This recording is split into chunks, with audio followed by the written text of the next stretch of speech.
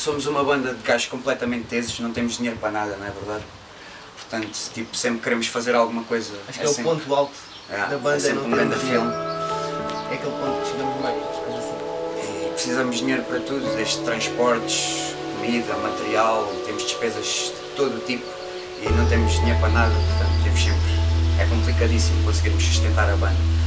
Mas pronto, vamos conseguir, com os nossos esforços, com tudo o que conseguimos fazer, vamos